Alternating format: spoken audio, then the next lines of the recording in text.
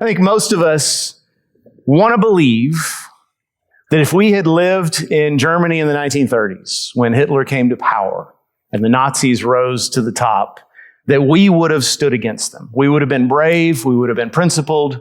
We would have refused to go along with the crowd.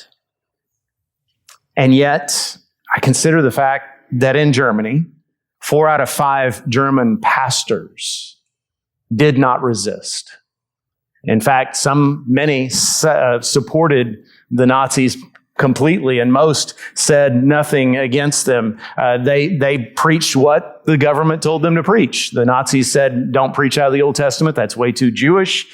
Don't preach the passages that talk about loving your enemies or forgiving others or compassion for those who are the least of these. Don't stick to the things that help us, that support our war effort. And keep in mind, the German church was a state church. Well, we forget this. We live in America where we have religious freedom, but and separation of church and state. In Germany, the government controlled the church. So if you were a pastor, it was in your best interest to bless the government, right? To agree with what they did and what they said. Otherwise, you could lose your job.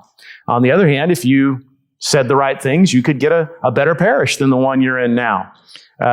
Plus, on top of all of that, on top of all the financial reasons and career reasons, keep in mind, most of the moral and conservative and patriotic Germans thought that the Nazis were doing great.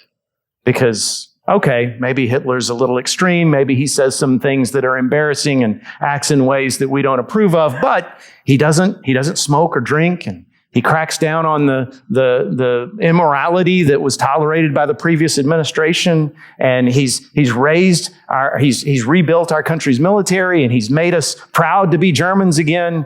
And so if you as a pastor spoke against that, that felt like treason, right? That felt like you were a traitor to your country. It took a whole lot of courage, the kind of courage that most of us rarely ever display, to go against that tide. Now, there were a few who had that kind of courage. One, I want to give you a quote from a German pastor in those days, and think about saying this. Replace the word Germany with the word America, and you'll see how courageous this was. He said, Christians in Germany will have to face the terrible alternative of either willing the defeat of their nation in order that a future Christian civilization may survive, or else willing the victory of their nation and thereby destroying our civilization and any true Christianity. I mean, he literally said, we need to root for us to lose the war so that Christianity can survive.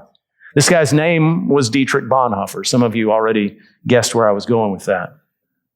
Young Lutheran minister, at first he opposed the Nazis on the radio. He spoke against them until they cut off his radio signal. And then he ran an underground seminary against the government rules and outside of their regulations. He had groups of men and women that he would meet with and train in the true gospel, not the Nazi-approved version. Then that was canceled once it was discovered. And then he was contacted by a group of army officers who were plotting to assassinate Hitler. If you've ever seen the movie Valkyrie several years ago with Tom Cruise, that's what this is about. Now, Bonhoeffer doesn't appear in the movie, but he was part of the plot. He actually was a spy on behalf of that group doing espionage work.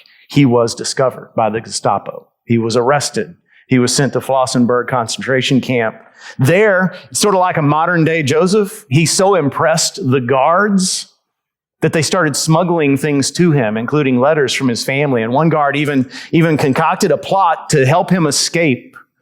But he refused because he was afraid that if he escaped, they would come after his parents and his siblings and his fiancée. And so in April 1945, he was hanged 2 weeks before the camp was liberated.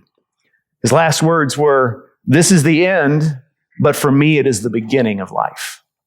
Now, the biggest mistake the Nazis made in terms of Bonhoeffer was they didn't let him pastor a church.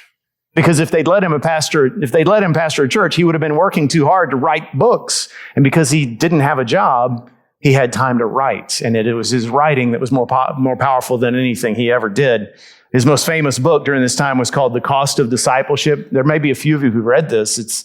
Even today, 80 years later, it'll wipe the floor with you. It is so strong. It's a book about the Sermon on the Mount, but the first chapter, the intro, is what most people remember, because that's when Bonhoeffer talks about what he calls cheap grace.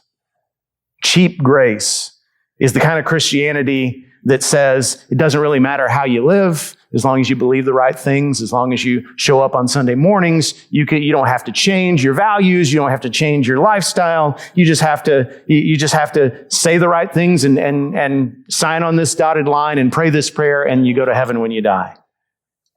Here's a quote from that section. He says, cheap grace is grace without discipleship, grace without the cross, grace without Jesus Christ, living and incarnate. And he would have said, the reason so many German Christians failed to stand up to pure evil is because they had been discipled in cheap grace instead of the real gospel. And I wonder what he would say if he were alive today in America. I wonder what he would say about American churches today